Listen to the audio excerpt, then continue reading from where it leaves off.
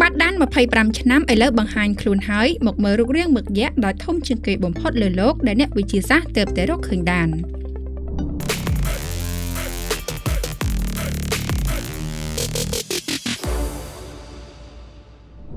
ពិភពលោកកំពុងមានការភ្ញាក់ផ្អើលយ៉ាងខ្លាំងចំពោះរបបកំហើញដ៏អស្ចារ្យមួយបន្ទាប់ពីក្រុមអ្នកវិទ្យាសាស្ត្រអូស្ត្រាលីបានរកឃើញភស្តុតាងនៃវត្តមានមឹកយក្សដែលស្រដៀងទៅនឹងសត្វក្នុងព្រៃនិទានដ៏កម្របំផុតនិងមិនធ្លាប់មានក្នុងការកត់ត្រាក្នុងតំបន់នេះអស់រយៈពេល25ឆ្នាំមកហើយសត្វមឹកយក្សនេះមានលក្ខណៈពិសេសដែលធ្វើឲ្យមនុស្សម្នាដឹកស្មានមិនដល់ដែលមានប្រវែងដងខ្លួនអាចដុះវែងរហូតដល់13ម៉ែត្រវាមានភ្នែកធំជាងគេបំផុតក្នុងចំណោមសត្វមានជីវិតទាំងអស់លើផែនដីដែលភ្នែករបស់មឹកយក្សអាចមានអង្កត់ផ្ចិតរហូតដល់ប្រហែល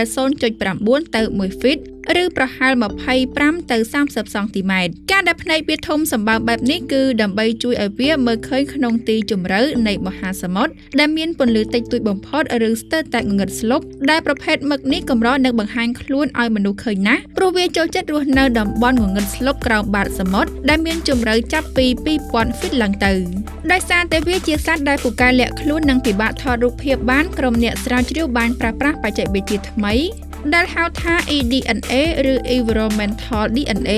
ដើម្បីស្វែងរកកំទេចកំទីហ្សែនដែលវាបានបញ្ចេញមកក្នុងទឹកពួកគេបានរកឃើញដានហ្សែនមឹកយក្សនេះនៅក្នុងជ្រលងភ្នំក្រោមបាតសមុទ្រដែលមានជម្រៅរហូតដល់ 15000 ហ្វីតនៅឆ្នេរសមុទ្រ Ningaloo ភាគខាងលិចអូស្ត្រាលីលោកស្រីវិជ្ជបណ្ឌិត Georgia Nestor អ្នកដឹកនាំការស្រាវជ្រាវបានលើកឡើងថាការរកឃើញភស្តុតាងនៃមឹកយក្សនេះពិតជាបានដាស់អារម្មណ៍នឹងការស្រមៃដល់មនុស្សជាតិយ៉ាងខ្លាំងនេះគឺជាការកត់ត្រាទុកជាលើកដំបូងនៅប្រភេទសត្វមឹកយក្សនៅប៉ែកខាងជើងបំផុតនៅក្នុងមហាសមុទ្រឥណ្ឌាភាគខាងកើតរបបកំហើញនេះគឺជាផ្នែកមួយនៃការប្រមូលសំណាកជាង 1000 នៅក្នុងអំឡុងពេលបេសកកម្មលើនាវាស្រាវជ្រាវដ៏ទំនើប Falcon របស់វិទ្យាស្ថាន Smithsonian